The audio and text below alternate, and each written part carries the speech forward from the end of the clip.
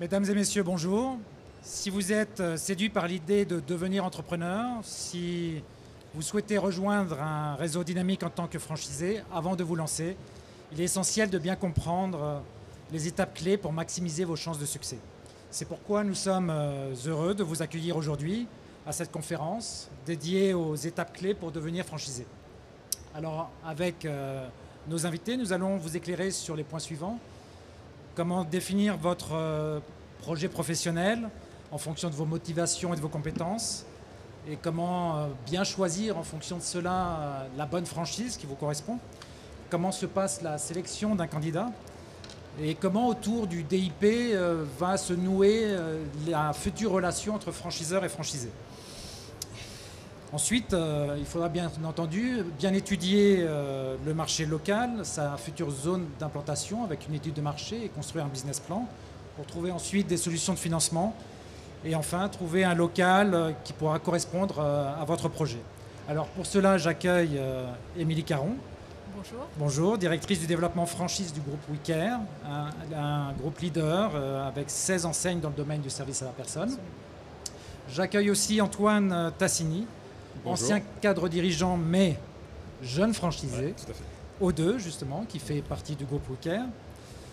Emmanuel Jury, président de Progressium, un cabinet d'experts accompagnant les franchises dans leur développement, mais aussi certifié et expert en immobilier commercial.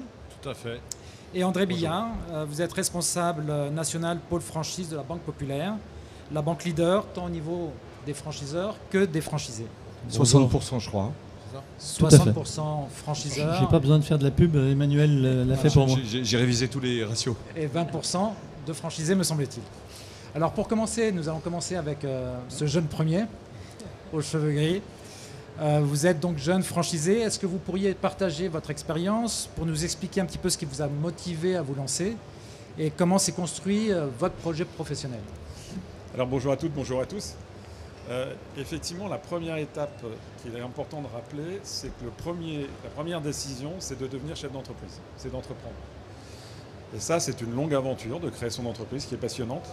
Et après, être chef d'entreprise, c'est un engagement et du travail au quotidien, avec de la compta, avec de RH, avec tout un tas de choses, etc. Mais ça, il ne faut pas l'oublier, au départ, on est chef d'entreprise. Ensuite, on va choisir une activité. Et j'allais dire, c'est là, pour moi, qu'intervient la franchise. Et je vais dire de façon assez directe, c'est-à-dire que je pense que la franchise permet de rendre accessible un rêve. Alors pourquoi un rêve? J'ai eu une longue carrière, j'aurais pu avoir la facilité de choisir une franchise qui était sur mes territoires de compétences et d'expérience. Non, ce n'était pas mon rêve. Mon rêve, c'était de devenir multifranchisé dans un secteur que je ne connaissais absolument pas, et en l'occurrence le service à la personne. Et c'est là effectivement qu'intervient la franchise, puisque la franchise va vous apporter tout son savoir-faire, va vous apporter des méthodes, va vous apporter des outils, va vous accompagner tout au long de ce démarrage. Et puis après, quand je parle de démarrage, c'est que déjà la création d'une entreprise, c'est une aventure. Se lancer sur un marché qu'on ne connaît pas, c'est une deuxième aventure. Et la franchise permet vraiment de rendre ce rêve accessible. Ça a été mon cas, et je remercie aussi donc le groupe WeCare et l'enseigne O2 d'avoir permis de réaliser aussi ce rêve. Et c'est important parce que tout cet accompagnement au départ, c'est celui qui va vous permettre d'avoir le plein de confiance en ayant la conviction d'avoir tous les outils pour réussir, d'avoir tout l'accompagnement pour réussir si on a des questions ou des doutes. Et ça, c'est le vrai apport de la franchise. Alors c'est intéressant parce que vous aviez fait le choix effectivement de devenir pluri-multi-franchisé. Donc ça a beaucoup influencé ensuite dans vos critères de choix, le secteur d'activité. Exactement. Alors plus que pluriactivité, dans un premier temps, c'est multifranchisé. Multisite. Voilà. J'ai envie d'avoir de me développer. Bon, j'ai une carrière effectivement de cadre dirigeant. La franchise, c'est aussi accessible à des gens comme moi, sur des projets forcément un peu différents, où on va s'inscrire sur l'ouverture de plusieurs établissements. Et c'est vrai que le secteur me le permet. Alors j'ai quand même au départ, c'est aussi important de le dire, un choix par affinité, par curiosité. J'avais jamais fait de service dans ma vie, j'ai décidé d'en faire, ça m'intéressait, mais pour tout un tas de raisons, j'ai voulu le faire. Le service à la personne. Une fois que j'ai vérifié cette affinité et cette curiosité, j'ai regardé si par rapport à mon projet, ce service me permettait en fait de l'accomplir. Et c'est vrai qu'en l'occurrence, le service à la personne a un modèle économique suffisamment agile pour pouvoir ouvrir plusieurs sites assez rapidement. Il n'y a pas de stock, c'est déjà bien, pas de stock à financer. Il n'y a pas besoin d'être sur des grands emplacements en centre-ville qui vont nécessiter des gros investissements en termes d'agencement, de concept, mais des gros loyers. Donc le modèle économique me le permettait. Donc ça, c'est quand même un point qui est aussi important. Et puis, après, forcément, il faut regarder aussi les évolutions du marché. Donc le marché du service à la personne, c'est un marché qui se porte plutôt bien. Pourquoi ? Parce que tout le monde est en recherche de confort. Donc c'est quelque chose, et c'est quelque chose qui est soutenu aujourd'hui aussi par l'État, avec un crédit d'impôt de 50% sur toutes les prestations. Alors ça peut être une menace à long terme, mais aujourd'hui ça prouve que ça fonctionne. C'est aussi par rapport aux menaces qu'on peut avoir dans d'autres secteurs, le digital est peu présent. Alors, il y a des plateformes digitales qui mettent en relation, mais ce n'est pas Amazon aujourd'hui qui va venir faire le ménage chez les clients ou s'occuper des enfants. Donc ça, c'est important. Par rapport à d'autres menaces, tout ce qui est la deuxième main, non, on n'est pas menacé aussi dans le service à la personne. Donc voilà, donc il y a pas mal de choses qui plaidaient pour ça. Et puis pour boucler et revenir sur ce que je disais au départ, c'est un projet entrepreneurial. Un projet entrepreneurial, faut aussi, c'est quelque chose qu'on va valoriser. On va valoriser un patrimoine commercial. On va le revendre un jour, on va avoir ce projet de le céder. Et c'est vrai que le service à la personne est un marché récurrent. Donc on a plus de facilité quand on veut vendre. C'est vraiment un business qu'on vend avec des clients qui sont fidèles, qu'on voit toutes les semaines, qui sont en l'occurrence chez O2, qui font travailler nos salariés. C'est-à-dire qu'un client ne peut pas partir, parce que sinon ça veut dire qu'il s'arrête aussi avec le salarié. Donc voilà, donc le marché du service à la personne permettait aussi d'avoir cette perspective de dire, tiens, le jour où je devrais pouvoir céder, je ferai l'affaire qui correspond à mon projet. Alors, en tout cas, merci pour ce témoignage, parce que ça permet de voir concrètement, au travers d'une expérience, comment vous aurez besoin de définir, en tout cas, votre projet professionnel et personnel en fonction de vos ambitions, de vos compétences, pour rechercher effectivement le secteur d'activité qui peut correspondre à un coup de cœur ou en tout cas à un projet. Alors maintenant, j'imagine que vous avez vu beaucoup d'entreprises. Voilà, après, il faut choisir son partenaire. Il faut choisir son partenaire. Donc, alors déjà, ce que j'invite tout le monde à faire le tour des acteurs. C'est très important. Et moi, j'ai eu cette chance-là, c'est qu'ils m'ont tous ouvert la porte. J'ai été reçu dans les sièges sociaux par les DG, les directions marketing, les directions communication. Ils m'ont proposé d'aller rencontrer un de leurs franchisés. Donc c'est important de faire ce travail-là pour bien comprendre les différences. Alors par exemple, je vais vous donner quelques exemples dans le service à la personne. Dans le service à la personne, comme dans d'autres secteurs, il y a des spécialistes et il y a des multimétiers. Il y a des spécialistes en ménage, il y a des spécialistes en maintien des seniors à domicile, il y a des spécialistes en garde d'enfants. Chez O2, on fait tous ces métiers. Et moi, ça m'a intéressé. Alors après, chacun son choix. On peut préférer spécialiste, on peut préférer être multimétier. Moi, ça m'intéresse parce qu'on accompagne le client. C'est-à-dire qu'on va faire le ménage dans la famille, on va s'occuper des enfants et puis on va commencer aussi à s'occuper de leurs parents qui vont perdre leur autonomie. Donc ça permet tout ça, ça permet de les accompagner. Donc ça, c'est le premier point. Il y a un deuxième point qui est plus technique, je ne vais pas m'étendre, mais c'est important d'aller chercher ces éléments-là. C'est que dans le service à la personne, il y a deux façons de procéder. Le prestataire de service et le mandataire. Le prestataire de service, c'est ce qu'on fait avec O2. Ce sont nos salariés qu'on met à disposition de nos clients et on facture une prestation de service. Donc en fait, on a la maîtrise de tout le management sur des métiers qui sont quand même un petit peu compliqués et on va le travailler. Alors vous avez effectivement choisi une marque, vous avez été sélectionné. Maintenant, on va peut-être s'intéresser, et on pourra revenir après sur cette expérience, du côté franchiseur. Donc, comment se passe justement ce processus de sélection de l'ensemble des candidats? Vous en recevez beaucoup. Et sur quels critères? Alors, on va parler de votre cas particulier, mais après, on pourra parler aussi avec Emmanuel Jury, qui accompagne beaucoup de franchises de manière plus générale. Mais pour vous, quels sont les critères sur lesquels vous insistez et comment se déroule le processus de sélection d'un candidat? Alors, le processus, ce sont des étapes. Et toutes les étapes sont clés. Donc chez nous, par exemple, c'est un processus en 8 étapes. Alors évidemment, c'est jalonné de rencontres, mais c'est aussi, et je trouve qu'Antoine l'a parfaitement décrit, il y a un processus de maturation.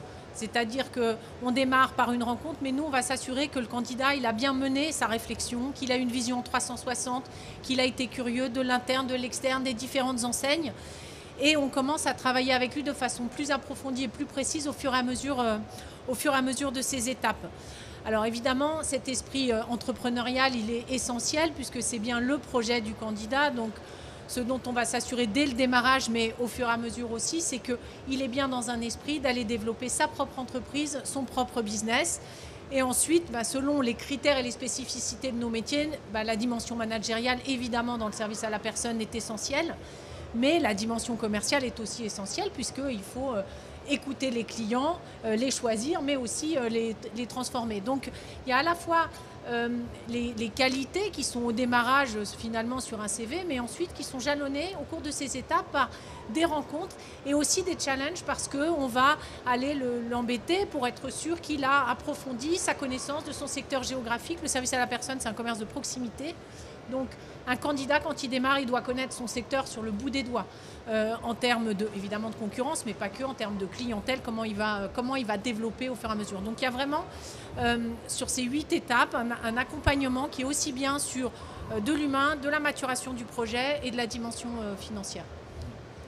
Alors, Emmanuel, vous accompagnez, vous avez même accompagné près de 200 franchises au cours de votre carrière. Oui, c'est ça, 200 franchises et 1000 franchisés. Ouais. Et 1000 franchisés. Donc, tout secteur d'activité confondu en fait. Et je suis très intéressé parce que j'entends. Pardon Denis, je te coupe, mais tu sais comme je vais te laisser poser la question en fait. Je vais poser. Donc, parce qu'on a tout préparé, c'est pour ça. Oui, mais nous sortons du cadre. Oui, tout à fait. Voilà, c'est important.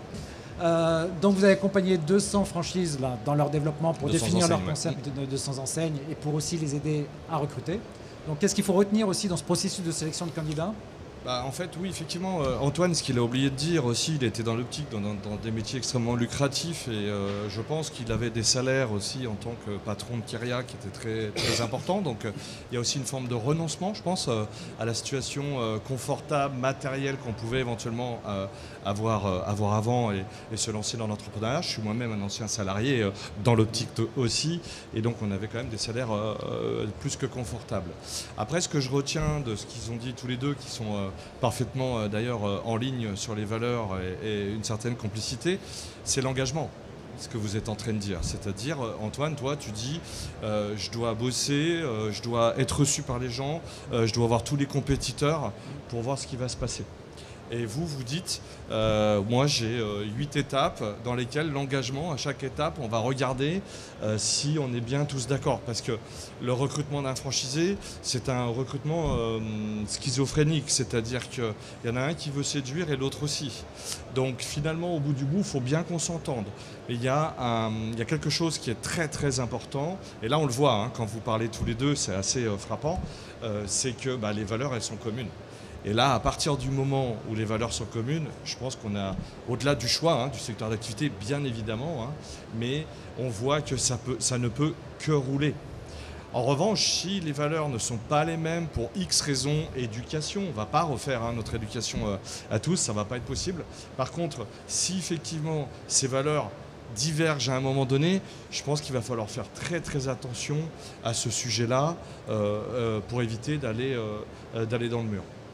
Après, la deuxième chose sur l'engagement, il l'a dit aussi, Antoine, il l'a très bien décrit, c'est que on n'attend pas tout de son franchiseur, quoi. Faut y aller, il faut aller voir sur les zones qu'est-ce qui se passe, les chiffres d'affaires des concurrents. Alors, on a la chance en France d'avoir 50% des chiffres déclarés, que ce soit sur société.com ou si on veut affiner sur Papers. Voilà, il faut être curieux, il faut aller chercher et puis j'ai envie de dire aussi, essayez peut-être de surprendre votre franchiseur. Ça serait pas mal parce que les recruteurs, au bout d'un moment, si on voit que des clones de franchisés, ça va peut-être un peu nous lasser. Voilà, en gros, engagement, c'est ça que je voulais surtout résumer. D'ailleurs, je reviens sur la surprise. Lorsque je vous ai interviewé, vous parliez aussi dans ce parcours 360 d'être surpris et vous attendiez des candidats justement qui challengent un petit peu le modèle, qui apportent des points de vue par rapport à l'existant. Absolument. Absolument. Donc aussi bien dans ce qu'ils ont pu mener en global, mais aussi en local. La dimension locale, elle est très importante. Et un candidat, c'est un patron de son secteur. Donc là, il peut nous surprendre parce que normalement, au bout d'un moment, il connaît mieux encore son secteur géographique que nous. Ouais. Alors, donc, nous avons parlé d'engagement, de relations, et justement, le DIP et ce document un petit peu fondateur qui va permettre aux futurs franchisés comme aux franchiseurs de définir les termes de la future relation. Alors, Emmanuel, justement, pour creuser un petit peu ça, qu'est-ce que vous conseillez à vos clients franchiseurs, justement, de valoriser dans ce document en termes de quels sont leurs devoirs, leurs obligations qu'ils vont devoir écrire et formaliser? Alors, bon, déjà, il y a la loi, donc la fameuse loi Doubin, article 330-3 du Code de commerce, parce que la franchise n'a pas sa propre loi, c'est le Code de commerce qui le régit. Donc, il y a déjà cette première chose. Et dans le DIP, il y a un certain nombre de sujets sur lesquels je ne m'étalerai pas, mais par exemple, surtout, à mon avis, la plus grosse chose à regarder, c'est l'état général du marché et ses perspectives. Ça, c'est, à mon avis, le plus important, au-delà même du CV du fondateur, des dirigeants, du staff, etc. Et au-delà même des bilans. Parce que si on est, ils l'ont dit tout à l'heure, les services à la personne, c'est un secteur d'activité qui se développe plutôt à 2 chiffres. On a plus de franchisés en service maintenant que dans les autres secteurs d'activité. Donc on est en train de, je dirais que c'est un peu le service power, quoi, entre guillemets. Donc, mais ce DIP, c'est un engagement moral, en fait. Ce n'est pas un engagement contractuel. Parce que 21 jours après, 20 jours, 21 jours, on peut discuter, mais en tout cas, c'est encadré. On ne peut rien signer de contractuel pendant cette période. Mais, de mon point de vue, un DIP nous engage, chacun de notre côté, donc le franchisé et le franchiseur. Le franchiseur a donné les bonnes informations et le franchisé a les lire et à les analyser. Voilà. Et à partir de ce moment-là, je pense que moralement, on est engagé. Voilà. Oui. Et Émilie, de votre côté, vous attendez à ce que le futur candidat, le futur franchisé, pose énormément de questions à ce moment-là? Absolument. Alors le DIP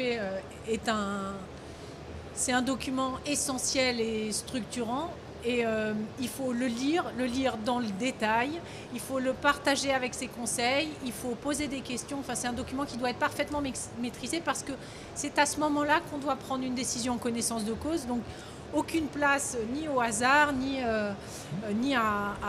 aux questions, quoi. Et il y a des choses qui peuvent être surprenantes dans ce qui est décrit. Donc, le candidat, il doit lire ça vraiment dans le détail et comprendre parfaitement... alors bien sûr l'historique, le marché, etc. Mais aussi les éléments économiques qui sont décrits dedans, parce que c'est avec ça qu'on va démarrer une relation qui va durer le plus longtemps possible. Donc c'est vraiment très très important. Et il ne faut pas du tout prendre ça comme un document administratif. Je pense qu'il faut encore insister là-dessus. C'est un document obligatoire, mais structurant de la relation. Donc poser des questions. Et ce point-là aussi qu'on avait évoqué, il y a cette dimension de rencontre. Il faut profiter de ces moments pré-contractuels pour rencontrer le franchiseur, mais le franchiseur, pas uniquement la tête de réseau, rencontrer des gens sur le terrain. Alors nous, c'est des agences, donc je parlerai d'agences, mais c'est vraiment au plus près du terrain, rencontrer des intervenants, même rencontrer des clients quand c'est possible, pour vraiment avoir eu à la fois des éléments qui sont construits, écrits et officiels, et à la fois des éléments qui sont non officiels. Il ne doit pas y avoir de hasard. Et avant le DIP, O2 m'a invité à passer une journée dans une agence pour bien prendre connaissance de ce que va être mon quotidien par la suite. Oui. Et c'est ça qui est important. Quand je parle d'affinité, de savoir, donc ça fait partie des éléments qui sont importants. Ouais. Alors, passons à l'étape suivante. Vous vous êtes choisi. Maintenant, il va falloir concrétiser. Et va tout démarrer, va commencer avec une étude de marché et la construction d'un business plan qui va permettre de voir le potentiel de la zone et puis aussi d'établir un plan à 3 ans. Alors comment ça s'est déroulé? Est-ce que vous pourriez partager votre expérience déjà, Antoine? Et puis aussi Émilie, comment ça se passe chez WeCare? Comment vous accompagnez, effectivement, parce que je pense qu'il y a un gros accompagnement aussi de vos candidats, parce que ce ne sont pas forcément des experts du secteur. Comment vous les accompagnez pour cette construction et cette étude-là? Alors, on fait un business plan sur 5 ans. Ce qui est important justement de le rappeler, c'est qu'un business plan, ça ne doit pas être que des chiffres non plus. C'est-à-dire qu'à un moment donné, il faut être capable de regarder ce qu'est la marque avec toutes les valeurs qu'elle a. Moi, j'étais rassuré par ce que proposait O2. Il faut regarder le développement aussi du réseau, comment il s'est passé. Quand on a 500 agences, comme c'est le cas chez O2, dont 300 franchisés, vous savez que vous allez être accompagné dans votre développement. Donc il y a tout un institut de formation qui s'appelle l'ASAP qui vous aide au quotidien. Il y a des services dédiés aux franchisés de partout. C'est important parce qu'il ne faut pas s'arrêter aux chiffres. Il y a un moment donné, les chiffres qu'on y met, il faut se dire mais comment je vais faire ces croissances à 2 chiffres que je mets tous les ans, quel va être mon accompagnement. Et donc là déjà j'ai été rassuré par ça. Après, c'est normal, c'est à nous, c'est pas aux franchiseurs de nous donner un business plan, on pourrait en parler, c'est à nous de le concevoir. Donc comment ça se passe? C'est-à-dire qu'on nous donne quelques chiffres clés, quelques éléments clés, et puis après on prend le tableur et puis on y va. Et j'ai dû faire au moins 8 allers-retours avec le franchiseur, qui n'allait pas me dire, de se prononcer pour me dire non c'est bon, c'est pas bon, mais me dire attention, là ton indicateur, il est peut-être un peu optimiste, un peu pessimiste, etc. Et c'est comme ça qu'on a travaillé pendant toute cette période-là.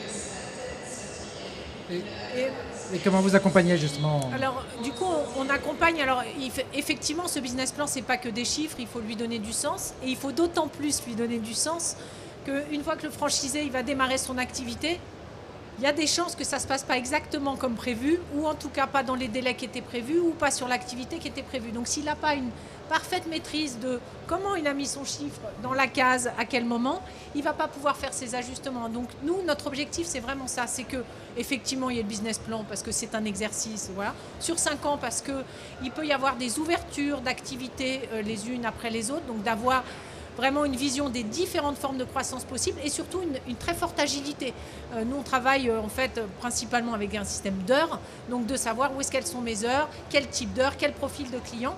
Et donc, on les embête beaucoup. Donc au démarrage, il y a un petit peu de bousculade, je dirais, parce qu'il faut tout appréhender, il faut bien comprendre. Et quand on arrive en fin de parcours, on a un franchisé qui est très à l'aise avec ses chiffres et qui sait que si ça ne se passe pas comme prévu, quels seront ses leviers d'ajustement. Nos auditeurs, en tout cas, comprennent bien, c'est un jeu itératif entre le franchisé et le franchiseur. Oui. Le franchisé est son propre patron, c'est à lui de le construire. Vous apportez vos propres outils, des trames et des métriques, des KPI, pour qu'il puisse être en capacité de bien mesurer les différents éléments. Oui. Mais c'est à lui de conduire ça. Et dans un jeu ensuite itératif, vous allez confronter vos points de vue sur ce business plan. Oui. Donc on utilise aussi des moyennes réseaux pour le guider. Donc en fait chez nous un franchisé il a un chargé de développement qui l'accompagne tout au long du processus, en fait du démarrage de la rencontre jusqu'au démarrage de son activité. Donc c'est avec ce chargé de développement qu'il va avoir une relation privilégiée et qui vont ensemble faire des allers-retours, y compris aller vérifier des points en agence, se mettre en contact avec un autre franchisé pour continuer d'aboutir ça. Et donc quand il ouvre, c'est bien son business plan sur lequel il est très à l'aise. Alors, dans le service à la personne, c'est un petit peu moins capitalistique, vous en avez parlé, il y a moins besoin d'investir fortement, mais le business plan et l'étude de marché sont des éléments, en tout cas clés, pour solliciter du financement. Et donc, André, nous avons parlé effectivement de la Banque Populaire, qui est la première banque dans le domaine de la franchise. Vous avez réalisé aussi une étude assez récente sur les annuels. L'étude à 20 ans, c'est la 20e année. 20 ans sur la franchise. Alors avant de rentrer sur qu'est-ce qu'un banquier va regarder, comment il va juger ces différents dossiers, quels sont pour vous, ou quel est l'éclairage que vous pourriez donner sur les avantages de la franchise pour accéder au financement et même en tant que modèle? Alors moi je rebondirais sur une chose qui a été dite par Émilie et qui est aussi importante, c'est que le franchisé c'est un indépendant. Voilà. Donc nous en tant que banquier, quand il vient nous voir, on aime bien qu'il soit tout seul et qu'il soit capable de nous montrer son côté entrepreneurial. Dans l'étude justement annuelle de la franchise, on se rend compte que 76% des franchisés étaient salariés. On ne passe pas d'un modèle de salariat à un modèle de chef d'entreprise aussi facilement. Donc nous, en tant que banquier, ça va être très important de vérifier si effectivement le porteur de projet il a cette capacité. Donc que le franchiseur, comme Émilie le disait, l'aide bien évidemment, mais on souhaite vraiment que le franchisé, le porteur de projet, il ait travaillé sur ces éléments et qu'il soit capable de nous répondre. Voilà. D'où la raison pour laquelle souvent on n'apprécie pas qu'il vienne avec le franchiseur, parce que s'il vient avec le franchiseur pendant le rendez-vous, à 80%, ça va être le franchiseur qui va répondre à toutes les questions. Et nous, on sera très embêtés à la fin, parce qu'on aura beaucoup de mal à se faire une idée sur le franchisé. La deuxième chose, on parlait business plan, parce que bien sûr, quand on est dans une banque, les chiffres, c'est important, mais j'y reviendrai après, parce que pour moi, ce n'est pas le plus important. Mais l'intérêt, c'est quand même d'être accompagné. Alors, le franchiseur, souvent, va donner des éléments, des KPI, des choses comme ça, mais il faut que le franchisé, il ait son propre expert comptable. Et là, bannissez celui qui, autour de vous, vous dit t'inquiète pas, moi je suis capable, sur Internet, je vais te faire un business plan, je le monte à l'envers, et ainsi de suite. Donc, oubliez ça. Quand vous allez venir voir le banquier, vous aurez fait une petite économie parce que votre expert comptable vous aura rien coûté, si c'est le petit cousin ou la petite cousine. Par contre, dans 100% des cas, votre dossier sera retoqué. Il faut avoir affaire à des professionnels. En franchise comme en création classique, il faut être accompagné. Donc les chiffres, bien sûr, pour nous, c'est important. Et on va se poser les bonnes questions.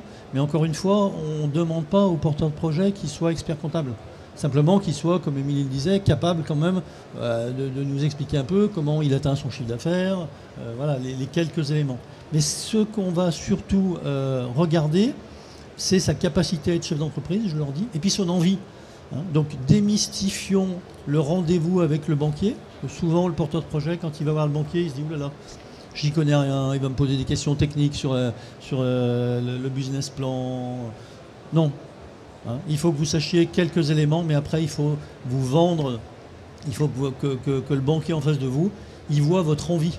Et je rebondirai aussi sur ce qui a été dit tout à l'heure. C'est une histoire, quand on se lance dans l'entrepreneuriat en franchise, mais comme dans l'entrepreneuriat classique, c'est aussi une histoire de famille. C'est-à-dire que le banquier, nous, on va s'évertuer à regarder quand même aussi si l'environnement personnel va dans le même sens. Si monsieur veut se lancer, mais que madame n'est pas du tout partante, Émilie le disait tout à l'heure, il y a souvent quand même un peu ça tangue un peu, hein, donc ça tangue moins dans la franchise parce que vous êtes accompagné. C'est bien moins risqué la franchise que l'entrepreneuriat et la création ex nihilo. Mais personne ne pourra vous dire qu'il n'y aura pas quelques moments où ça sera un peu compliqué. Et là, il faut effectivement que tout l'environnement personnel aille dans le même sens. On reste quand même dans cette notion d'entrepreneuriat. Donc nous, en tant que banquier, on va regarder tout ça et on va surtout s'attarder à l'envie du candidat. Donc préparez bien votre rendez-vous avec le banquier et faites-nous passer cette envie-là, cette volonté de devenir chef d'entreprise. Et c'est à mon sens aussi important que les chiffres, parce que les chiffres, le banquier, il les a, il les regardera. Souvent, il n'a pas forcément besoin de vous pour regarder tout ça. Donc c'est cette envie qu'il faut nous faire passer dans le premier rendez-vous bancaire. Est-ce que j'ai un peu de temps pour un retour d'expérience? Bien Non, sûr. mais juste parce qu'effectivement, on a parlé du BP Excel. J'ai eu une étape suivante avant d'aller voir le banquier, puisque effectivement le groupe WeCare a référencé entre guillemets à la carte en fait un expert comptable au niveau national que j'ai contacté, pardon, c'est mieux. Ils ont référencé un expert comptable au niveau national que j'ai contacté. Tout de suite, il m'a dit oui, je m'occupe de 17 autres franchisés aux deux. Je lui ai présenté mon tableau Excel. Il m'a fait aussi ses remarques. Donc ça veut dire que j'ai eu un autre regard extérieur. Et puis il l'a remis aux normes, aux normes bancaires, j'allais dire. Et je suis allé voir les banquiers avec ça. Voilà. Et donc c'est beaucoup plus facile parce qu'effectivement, on est beaucoup plus sérieux. Et là, les chiffres ont été validés encore par un expert comptable qui a une vision plus globale. Et ce qui est intéressant dans le modèle de la franchise, c'est que même d'un point de vue bancaire, surtout sur des réseaux installés, pour accéder au financement, la banque a déjà aussi une vision des performances existantes de différents points de vente. Tu as raison, Denis, et c'est la raison pour laquelle je dis ne vous trompez pas de banque quand vous choisissez votre banque. Si vous vous entendez bien avec votre banque actuelle, si vous êtes salarié, pourquoi ne pas prendre rendez-vous avec votre banque? Il n'y a aucun souci. Par contre, ce n'est pas le chargé de clientèle qui va s'occuper de vous à titre personnel, qui va s'occuper de votre projet. Donc, ayez bien le bon interlocuteur. Autrement, ça sera déceptif pour vous et pour lui. Ça, c'est la première chose. Deuxième chose, il y a des banques qui connaissent mieux le domaine de la franchise que d'autres et qui vont pouvoir vous aider. On parlait du DIP tout à l'heure. Nous, en tant que professionnels, on se doit d'étudier le DIP. Alors quand c'est des DIP du groupe WeCare ou d'eux, on n'a pas beaucoup de soucis, mais on a parfois des jeunes réseaux qui se montent et on a une obligation d'apporter ce service à notre porteur de projet, parce qu'il pourrait nous reprocher, si ça se passe mal, dans 3 ou 4 ans, de nous dire vous ne m'aviez pas dit que le contrat était déséquilibré, et ainsi de suite. Donc adressez-vous quand même à une banque qui a l'habitude du monde de la franchise. Et je finirai juste sur le financement, parce que souvent c'est important. Banque Populaire, c'est la seule banque à mettre en place un financement à 2% pour financer vos créations ou vos reprises en franchise. Très bien. Donc je ne sais pas s'il y a un complément souhaité. En tout cas, nous avons bien couvert cet aspect-là. Maintenant, 20% d'Excel, 80% de Word. C'est ça un business plan. Ce qui peut être Et une un bonne... franchisé reste 12 ans avec son franchiseur. Donc il y a intérêt que ça se passe bien quand même. Selon l'enquête annuelle de la franchise Banque Populaire. Tout à fait. Merci Emmanuel. Je t'en prie mon cher. Alors, Emmanuel, nous allons revenir donc à un de vos sujets de prédilection. Justement, trouver un local. Alors l'enjeu du local est bien moindre, vous l'avez exprimé Antoine, dans les secteurs du service à la personne, mais néanmoins, cela peut devenir un enjeu crucial dans certaines activités de restauration ou de commerce. Alors, est-ce que vous pourriez nous expliquer un petit peu, vous qui êtes un expert et certifié, nous donner les clés, en tout cas, de cette démarche pour définir et trouver l'emplacement idéal? Alors, je suis ravi que tu me vois, Denis, aujourd'hui. Oui, mais ça me fait plaisir. Ah, c'est super. Bon, ça me valorise un petit peu, c'est sympa. Alors, sur le local commercial, oui, on va en parler bien sûr, mais juste un mot sur le service, puisque nous avons aussi des enseignes de service avec lesquelles on travaille. Je pense que le service est en train de prendre une certaine mesure, comme je l'ai dit. Je pense que le local commercial, demain, pas aujourd'hui, mais demain va devenir un enjeu si je dois faire un petit peu de prospective. Et d'ailleurs à Lyon, parce que moi je suis lyonnais, on a une rue, une partie du cours Lafayette, en tout cas sur la première partie, où les magasins de retail, etc., ont été remplacés par des pas de porte en service. Ceci étant dit, c'est la même chose en fait. C'est-à-dire quand on cherche un local commercial, alors là ça va être plutôt sur de la restauration et de l'équipement de la personne ou autre, effectivement il faut trouver le bon local. Alors moi j'entends de droite et de gauche qu'on me dit qu'on a perdu, je ne sais pas si vous le savez, mais on a perdu 4000 magasins l'année dernière, 62 enseignes, notamment sur la partie prêt-à-porter, ça n'a échappé à personne. Mais néanmoins ça ne veut pas dire qu'on trouve des locaux moins chers. Alors, on va me dire, je ne comprends pas, il y a de la vacance. Oui, mais cette vacance, c'est pas parce qu'on a de la vacance qu'on va baisser les prix, parce que un bailleur, son chiffre d'affaires, c'est son loyer, donc il peut pas se permettre de baisser son chiffre d'affaires. Donc ça veut dire quoi? Ça veut dire qu'il va falloir être très très très engagé, encore une fois, on va demander quand même pas mal d'engagement vis-à-vis de l'enseigne, vis-à-vis de votre local, vis-à-vis du banquier, il vient de le dire, et c'est assez difficile de trouver un local, et ça l'est moins si on a de la méthodologie. La méthodologie, c'est voir les acteurs qui sont dans la ville. Par exemple, commencer dans l'ordre, le manager de centre-ville et les institutions, ça peut être la CCI aussi, et pas tout de suite. Alors, j'ai rien contre nos amis brokers, puisque je travaille avec eux. Les brokers, c'est les agents immobiliers, en fait. Mais ils font très bien leur travail, il n'y a pas de sujet, mais je pense qu'il faut documenter, là encore, quelle est la valeur locative de marché, comme quand vous achetez une maison, finalement. Maison, vous savez à peu près, dans telle ville, c'est 6 000 € le mètre carré. Et bien c'est pareil en local commercial, sauf que c'est un loyer au mètre carré et c'est un loyer annuel. Donc là encore, de la méthode, de l'engagement, ne pas tout attendre du franchiseur. Certains accompagnent, d'autres pas. C'est des choix stratégiques souvent, voilà. Mais il va falloir travailler. C'est un métier à plein temps de trouver un local. Voilà. Oui, et alors dans les critères clés, ça va être en fonction du concept, du format, de bien choisir sa zone, de bien choisir son emplacement dans cette zone, selon différents critères, et de bien, en tout cas, ne pas surpayer, parce que ça casserait en tout cas le modèle économique et la rentabilité, mais trouver le bon prix qui va donner, avec le bon local, qui donnera un niveau de chiffre d'affaires à un loyer acceptable pour qu'on puisse avoir une bonne rentabilité. C'est ça. Alors ça, c'est universel. C'est-à-dire tout le monde comprend quand moins on paye de loyer, plus on se paye. Ça, en principe, tout le monde arrive à peu près à comprendre l'histoire. Donc moins vous payez de loyer en ayant toutefois un bon emplacement, attention, c'est là où il va falloir jongler un petit peu. Je peux vous donner quand même un chiffre. Globalement, alors il y a un sujet qui s'appelle le taux d'effort. Le taux d'effort, c'est loyer plus les charges, n'oublions pas les charges, centre commercial par exemple, mais pas que, aussi dans les centres-villes. Et le troisième, c'est la taxe foncière, puisque, alors c'est en train d'être légiféré, ça va avancer, mais la taxe foncière pour l'heure est souvent mise, c'est souvent le preneur qui la paye. On peut discuter du fait que ça soit normal ou pas. Donc ces trois items, loyer, charge plus taxe foncière, donnent un montant qu'on rapproche de notre chiffre d'affaires et ça donne un taux d'effort. Donc ce taux d'effort, grosso modo, moins de 10%, vous êtes en zone verte. Tout secteur d'activité confondu, voilà, à la marge, il y aura des changements. Hein. Mais entre 10 et 13%, on est en zone orange. Au-delà de 13% de taux d'effort, on est en zone rouge. Et là, c'est pareil. Je pense que ce n'est pas très compliqué à comprendre. Donc, trouvez le bon emplacement au meilleur prix par rapport à votre chiffre d'affaires et grosso modo, 10% de votre chiffre d'affaires maximum. Voilà. Alors pour conclure, une dernière question pour chacun d'entre vous. Alors quel conseil vous avez envie de communiquer à une personne souhaitant se lancer? Alors, je ne sais pas qui veut se lancer, qui veut commencer. Pour moi, le conseil, c'est déjà de choisir une activité pour laquelle on a de l'affinité, de la curiosité, parce qu'on s'engage sur du long terme. Donc ça, c'est important. Il faut choisir un partenaire qui tout de suite va nous donner le plein de confiance pour démarrer sereinement. Ça, c'est important aussi. Il faut choisir le partenaire qui va permettre d'accompagner notre projet dans la durée.